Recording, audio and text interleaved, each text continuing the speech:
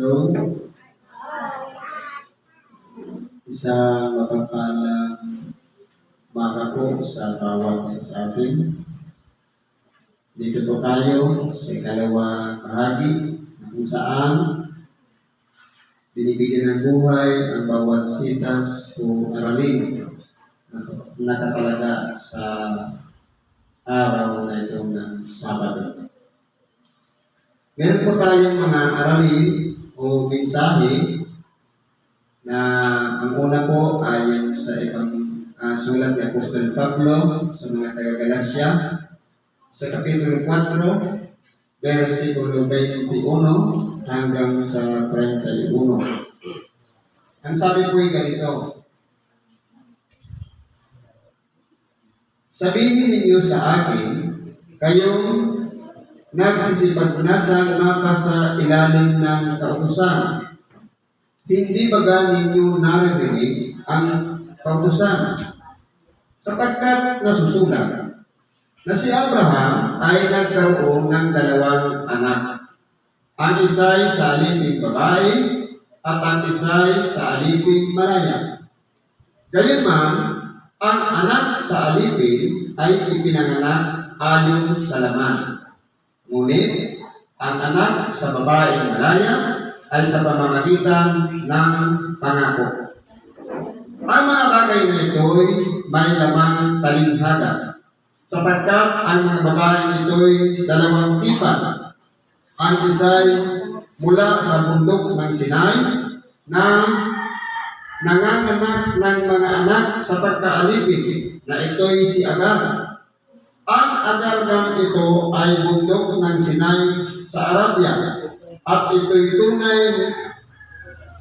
katulad ng Jerusalem ngayon, sapagkat ito'y nasa pagkaalipin kasama ng kanyang mga anak.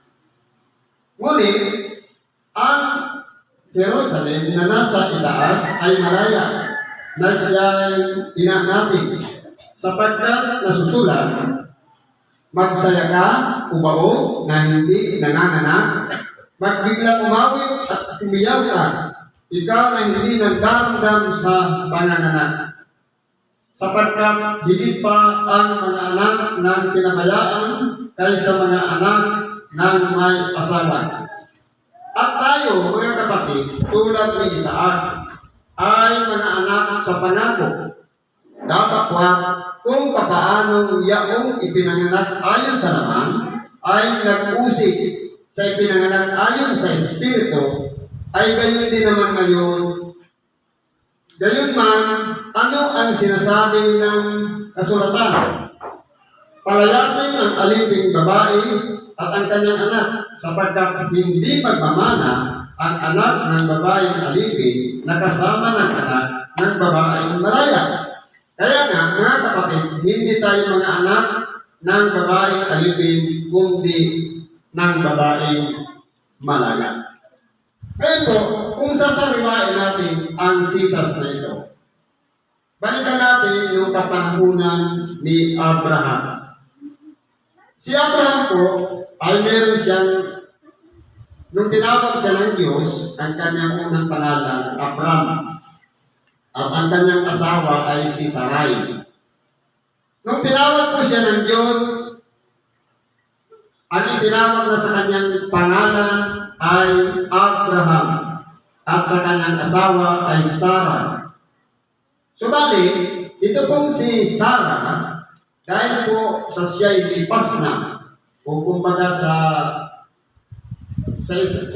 kaugalian ng babae, hindi na po siya maaaring magkaanak. Pero po, meron pong ipinangako ang Diyos kay Abraham na habang ang kausap ng anghel si Abraham, nandun sa labas ng kubol, si Sarah tumatawa. Ang sabi niya, ha? Sa edad ko ba naman ito, magkakaanak pa ako? Sapagkat sinabi, nung dumalaw ang anghel doon kay Abraham, ang sabi, magkakaroon ka ng anak mula sa iyong balakang sa pamamagitan ng iyong asawa. Pero po, itong si Sarai, lipas na po, kumbaga wala na yung gawain o kaugalian ng isang babae para magbuntis. Pero dahil nga sa pangako, nanalig po si Abraham. Kaya pa nangyari, bago yun, dahil nga ang gusto ni Sarah magkaroon si Abraham ng anak, yung kanyang alilang babae na si Agar ay ibinigay niya kay Abraham para sipingan para magkaroon ng isang anak. At naging bunga po nito, walang iba, si Ismael. Kaya po, dahil nga po sa ang Diyos ay tumitingin sa mabuti at binahanap niya kung paano nangako ang Diyos kay Abraham, mas nilingat ni Abraham yung kanyang magiging anak kay Sarah sa pamamagitan ng pangako na bagamat hindi pa niya nakikita at nagdududa siya sapagkat paano magbubuntis ang isang babae na lipas na. Pero dahil nga sa sinabi ng anghel kay Abraham, nanalig siya. Kaya ipinanganak naman si Isaac. Ngayon po, itong dalawang babae na ito, si Agar, na tinatawag na babaeng alipin, at ito naman si Sarah, ay babaeng malaya. Ito po'y lumalarawan sa atin ng isang talinhaga. Bakit po? Sapagkat kung titingnan po natin, ang buhay ng tao ay lumalarawan din sa dalawang kalagayan. Ang napaaalipin at ang magiging malaya. Minsan tayo po ay napapahamak na alipin dahil po sa pita ng laman. Tayo po ay napapahamak dahil tayo ay may kahinaan. Tayo po ay napapahamak dahil po tayo po ay marupok, mahina, kaya nga ang tao may kamatayan. Madaling magkaroon ng karamdaman. Malibasan lamang ng kain, sumasakit na ang tiyan. Hindi lang makainom. Kung baga nauutan na dahil kulang sa tubig para magagawa ng laway. Ganyan po ang tao, marupok. Pero po, dito sa tipa na ito, ipinapaliwanag ng Espiritu Santo sa atin sa pamamagitan ni Apostol Pablo na ginamit para isulat ang mga sitas na ito na dapat po tayong bagamat tayo napaalipin dito sa ibabaw ng sanglibutan, pagkanasain natin ang maging malaya. Sa magkatuwid bagay, tayo po'y hindi na napaalipin sa kasamaan ng sanglibutan ito, kundi tayo'y maging malaya na sa makatuwid bagay, umaasa lahat tayo sa pangako ng Diyos na tayo'y magtatamo ng tinatawag na buhay na walang hanggan. Kaya po, kung maaralin natin, itong si Ismael, pinalayas doon sa lupain na kung saan nakalaan para sana sa mga anak ni Abraham. Pero mas pinili ng Diyos yung tunay na anak ni Abraham sa pamamagitan ng kanyang asawa na si Sarah, na siyang anak sa pangako na walang iba, si Isaac, na yun na yung naging lahi hanggang sa ipinanganak ang ating dakilang Panginoong Jesucristo. Kaya po, ang nais po dito sa atin, tayo po ay kinakailangan mapabilang doon sa anak ng pangako. Lahat po tayo ay nagsisiasa, lahat po tayo ay nagsisikap na mapabuti o kaya yung direksyon ng ating buhay patungo doon sa buhay na walang hanggan. Lamang po, dahil nga, kumbaga sa labanan dito sa ibabaw ng sanglibutan, may kompetisyon. Kung naroon naman ang pangangaral ng Ebanghelyo, naroon din naman si Satanas para tuksuhin, para tambalain, istorbohin ang ating mga ginagawa na pagsunod sa kanyang kalooban. Kaya po ang nangyari, napapahamak. Ngayon po, tayo sa loob ng grupong ito, tayo ay tinatawag na isang katawan. Sa magkatuwid, may pagpapahalaga sa bawat isa. Kapag ang isa po ay napapahamak, kapag ang isa po ay nagdaramdam, kapag ang isa po ay nangangailangan ng tulog at habag, damay po ang lahat sapagkat siya po ay isang katawan. Kaya nga po, kung aralin natin, tayo po ay pinagkailangan magdamayan sa isa't isa sapagkat ang isang katawan ay hindi maaaring nababahagi sa dalawang katawan. Kaya po, kung aralin natin, kung tayo po ay nabubuhay, na kapag ang ating kapwa na paaalipin, kasama na ang buong katawan. Kaya po tayo nagtutulungan, nagdadamayan, na kumbaga kung sino man ay maliwanag na pag-iisip, tutulong sa isa para mabangon ang isa, nagdadamayan tayo sapagkat ang gusto natin lahat tayo sama-sama doon sa buhay na walang hanggan.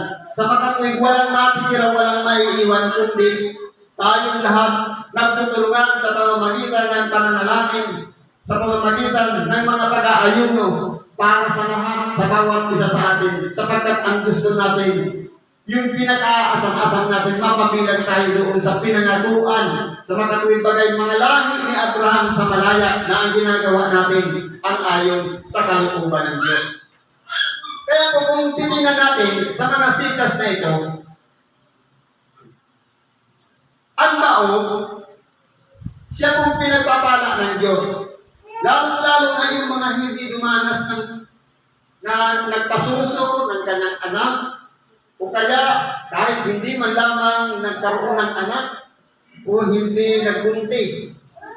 Pinagpapala po yan ng Diyos.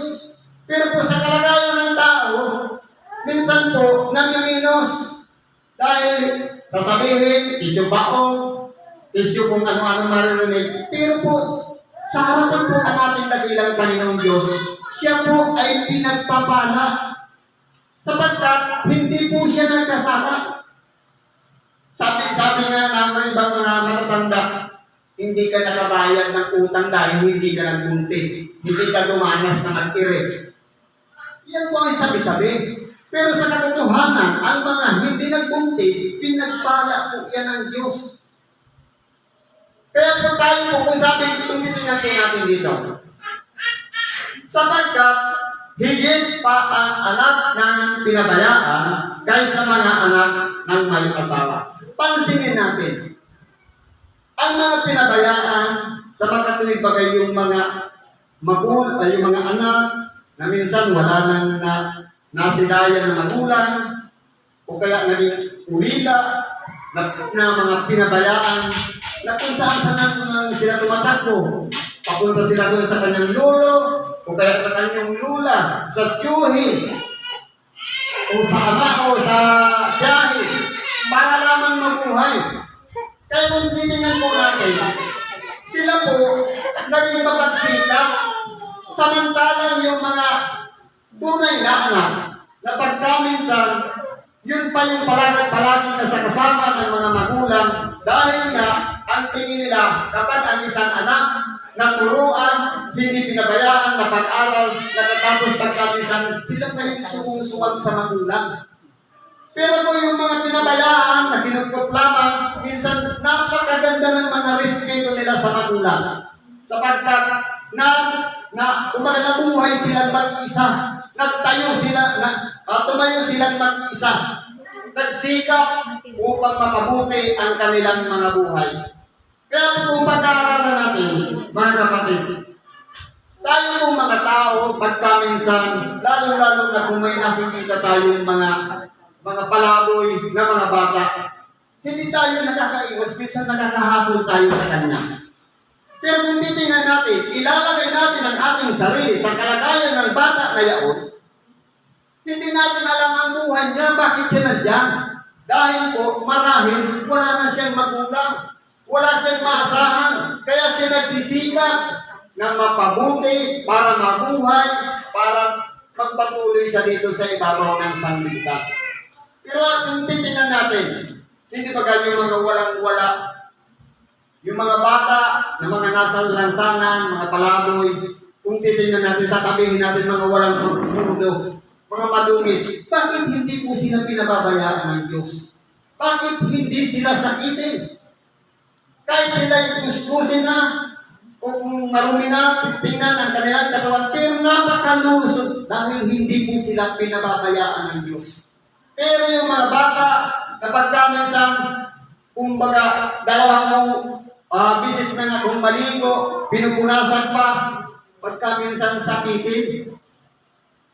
Lumalaki man siya, nagiging marupok ang kanyang katawan dahil nga po sa sobrang paglilinis ng magulang na sobrang taga-alaga, nawawala na yung ibang mikrobyo na pinakailangan sa nandiyan pagdipinsa ng katawan. Kaya kung titingnan natin, halimbawa, aralin natin, sa dugo na lang, bakit may white blood, bakit may red blood? May red blood, para yan ay dumaloy lahat sa buong katawan. Ang white blood, para magdipinsa sa karamdaman. Ngayon, hindi tayo dapat matakot yan. Sapagkat kung walang white blood, hindi hihilom ang mga sugat. At kung titignan natin kapag ang sugat na hangina, natutuyo sa ibabaw, yung tumutulog po yan yung white blood. Katulad din naman yan ng mga bata. Kapag ang bata po, pagka minsan nasobrahan na ng linis, wala na po siyang pagbakterya na tumutulong sa kanya para mabuhay, para labanan pa yung ibang bakterya na pumapasok sa katawan. Kaya ang nangyayari, nagiging marupok, nagiging mga sakitin. Kumbaga, matuyuan lang ng pawis, hinihika na kung ano-ano na nangyayari sa kanya. Kaya po, kung aralin natin, ito po yung nire-relate sa bawat isa sa atin. Na, sabi nga, ang mga anak ng pinabayaan, yung mga anak na palaboy-laboy sa lansangan, bakit po, pagkakaganda ng kanilang kalagayan, wala naman silang iniinom na gamot, nalilipasan nga sila ng gutom, hindi naman sila naliligo, pero bakit po, parang wala silang karamdaman. Pero kung tayo, kumahabol tayo, dahil po nakatingin tayo sa kalinisan palagi. Dahil mula pa ng bata hanggang sa eskwela, tinuro na sa atin, puro kalinisan. Pero ano ang turo ng ating dakilang Panginoon? Ang kumain na hindi maghugas ng kamay ay hindi kasalanan. Sa makatuwid, sumasalungat yung mga turo na natutunan natin na kinakailangan maghugas palagi ng kamay bago kumain, pero ang ating dakilang Panginoon, hindi niya po tinuturoan na maghugas ng kamay. Bakit po? Sapagkat tumitingin po ang ating dakilang Panginoon sa puso ng bawat isa sa atin. Hindi sa paglabas na anyo.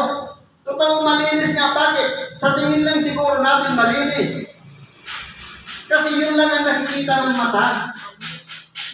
Pero sa kalooban naman, minsan hindi natin namamalayan, nakakahatol na pala tayo doon sa mga taong marunong.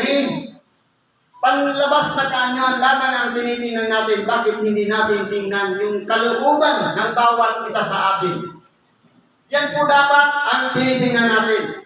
Mabuhay tayo bilang isang tao o tayong mga tao na anak sa pangako, na sumusunod tayo sa ating dakilang Panginoong Hesukristo, sa mga aral niya, sa mga turo niya, sa magkatuwid bagay. Kung magbibigay tayo ng mga halimbawa, napakaraming tinuro ang ating dakilang Panginoon. Lalo-lalo na halimbawa sa pagpaparaya na lang. Kung kunin ika na ang iyong kasuotan, ibigay mo pa pati ang iyong tunika. Kung lainin ka, alipustahin ka ng iyong kapwa, hayaan mo yan, itudo niya na hanggang kahit na buong pagkatao mo na ikalat, mabuting hayaan mo lang yan. Dapat matuto tayong magpahaba ng pasensya. At ipanalangin natin yung mga tao na pagkaminsan po nagiging dahilan para tayo'y mapahamak, para tayo'y yurakan. Pinakailangan po natin, hayaan lang natin walang response. Yan po ang araw ni Kristo. Tinuturo din po yan sa atin. Kaya napakarami po tayong pagkakalan pag tungkol sa araw ni Kristo. Ngayon po, anak tayo sa pangako. Sa makatuwid, si Jesucristo, sa lahing mula kay Isaac, isinila ng ating dakilang Panginoon ang susundan natin, ang mga aral na itinuturo ng ating dakilang Panginoon. Pero yung mga aral sa pagkaalipin, sa makatuwing bagay, saan na napapaalipin ang mga tao ngayon? Aralin natin. Pagka minsan napapaalipin sa panonood ng telebisyon na sobrahan sa mga YouTube, pag nasobrahan sa mga Netflix, at sa kung ano-ano pa. Sa mga pinapasikat na mga tao, sa buksingero o mga artista, nagkatuon lahat ang atensyon doon. Dinadivert ang ating atensyon na dapat sana sa oras ng pagsamba, nagpapahalaga tayo, pero nasaan tayo sa araw ng pagsamba. Yan po yung mga anak sa pagkaalipin, sa makatuwid na mapaalipin sapagkat hindi na nasusunod ang kalooban ng Diyos. Kung nasusunod natin ang kalooban ng Diyos, kahit pa tayo'y busy, kahit pa tayo maraming gawain sa oras ng pagsamba, nakatala na yan dito. Nakatatot na sa ating pag-iisip, iiwan ko ang gawain ko para lamang magsimba, para lamang makakanig ako ng salita ng Diyos. Hindi ba pinahalagahan natin ang ating pagkatawag, lalong-lalo na ang nag-iisa nating kaluluwa na kinakailangan pusugin natin ng tinatawag na salita ng Diyos. Kahit man tayo'y abala, bibigyan natin ng pagkakataon ang salita ng Diyos, makapasok sa ating kainga, itbit natin pag-uwi sa ating mga tahanan, ibahagi natin sa mga kasama natin sa ating sambahayan. Pero po, kung ano po nakinig tayo ng Ebanghelyo, pagdating sa bahay, parang wala lang nangyari, hindi mo sinersa yung mga anak na hindi mo pinagbatayan yung aral na ganito ang pagsaway, ang mangyayari po na magigibok tayong mga makasarili. Ibahagi natin sa ating mga anak. Mahal natin sila. Turuan natin sila ng mabubuting asal, hindi lang sa pagsabi na tigalan mo ika na yung ama at ina.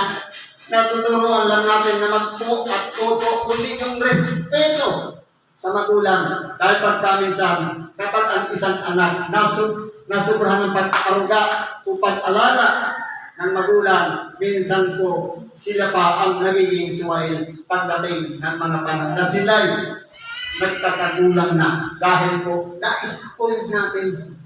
Kaya kung nasa atin po ang susi, kung para sagutin ang anak paglaki, siguro nasa pagpalaki po yan natin. Kaya po turuan natin ang ating mga anak at sawayin ng palo. Sa kautosan ng Diyos, tinuturo ang palo, pero dito sa ibabaw ng sanglibutan dahil nga nasa pagkaalipin, binabawalan ang tao na magpalo. Kapag magulang magpalo, may kaso pa. Patuloy po ang magpalo kung utos ng Diyos ang susundin natin. Pero kinakailangan, pagkatapos mo naman paluin, kausapin mo siya, bakit mo siya pinalo? Dahil pahanapan mo siya ng bersikulo sa Biblia na ang pagpalo ay ipinahihintulot sapagkat may pagpapahalaga tayo sa ating mga anak. Nasa Hebreo meron po yan. Nasa Kawikaan, napakarami po niya ang tungkol sa pagtutuwi ng mga anak. Siguro nandiyan na lang muna ang pakikibahagi natin sa oras na ito sapagkat tumating ang oras. Biyaya at kasakala ang sumagamit sa bawat isa at ano man ang ating mga kahilingan, ano man ang ating mga ninanasa sa ating buhay na tayo po ay baguhin ang ating sarili, iling lahat natin yan sa Diyos at ipagkakaroon sa atin ang kanyang pagkakala. Salamat at magandang umaga sa ating lahat.